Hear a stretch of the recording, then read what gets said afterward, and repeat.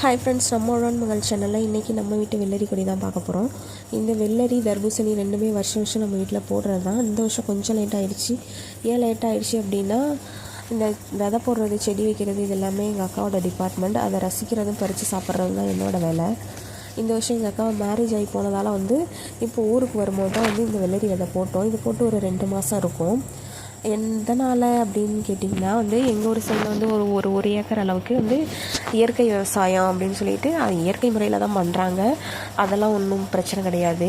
ஆனால் அதை நல்ல ஒரு மூங்கில் கூடையில் காலையிலேயே காலை நேரத்துலேயே ஃப்ரெஷ்ஷாக பறித்து ரோட்டு ஓரத்தில் வச்சுருவாங்க. அது ஏதோ நம்ம போகும்போது வரும்போது நம்மளை கையை காமிச்சு கூப்பிட்ற மாதிரியே இருக்கும். அந்தளவுக்கு பசுமையாக இருக்கும். சரின்னு சொல்லிட்டு இவங்க தான் இயற்கையாக விளைய வச்சுருக்குறாங்களே, 20 ரூபாய்க்கு ஒரு 3 தருவாங்க, நிறையா தருவாங்க அப்படின்னு நினச்சி நானும் ஒரு நாள் போயிட்டு 20 ரூபாய்க்கு கேட்டேன். அவங்க ஒன்று தான் கொடுத்தாங்க. நானும் அடுத்து ஒன்று தருவாங்கன்னு நினச்சி வெயிட் பண்ணேன். ஆனால் ஒன்று தானா 20 ரூபாய்க்கு. எதனால் அப்படின்னு கேட்டதுக்கு, நாங்கள் எந்த ரசாயன உரமும் போடலை, இயற்கை முறையில் விளைய வச்சுருக்கோம், இதோட ரேட்டு இப்படி தான் இருக்கும் அப்படின்னு சொல்லிட்டாங்க. சரின்னு சொல்லிட்டு பிடிச்சி போனதால் அதை நானும் வாங்கி சாப்பிட்டுட்டேன். இந்த சைடு சீர்காழி சைடு போனால் வெள்ளரி பழம் கொடியிலையே வெடித்து நல்லா மணலாக இருக்குது. அதை பனை ஓலையில் கட்டி வச்சுருக்காங்க. அதோட ரேட் என்ன அப்படின்னு கேட்டால், அது ஜூஸ் போட்டு குடிக்கும்போது பார்த்திங்கன்னா கிருணி பழம் ஜூஸ் மாதிரியே நல்லா டேஸ்ட்டாக இருக்கும். அதோட ரேட்டு கேட்டால் 200 ரூபாங்கிறாங்க.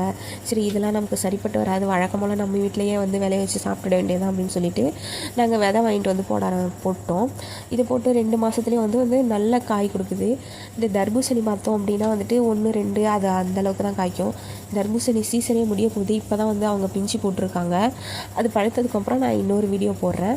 இதில் இப்போ நான் கையில் பறித்து வச்சுருக்க இந்த டைமில் வச்ச பிஞ்சில் ஒரு 7 நாங்கள் பழத்துக்காக விட்டுட்டோம். அந்த பழத்தை ஜூஸ் போட்டு சாப்பிட்டா நல்லாயிருக்கும். அதில் ஜீனி வச்சு சாப்பிடும்போது இன்னும் டேஸ்ட்டாக இருக்கும்.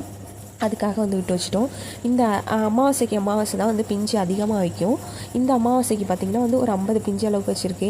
இந்த வெயில் சீசன் முடிகிற வரைக்கும் நமக்கு வெள்ளரிக்கு பஞ்சமே இருக்காது. வீடியோ பிடிச்சிருந்தா வீடியோவை லைக் பண்ணி சேனலை சப்ஸ்கிரைப் பண்ணிவிடுங்க. நெக்ஸ்ட் வீடியோவில் பார்க்கலாம். நன்றி.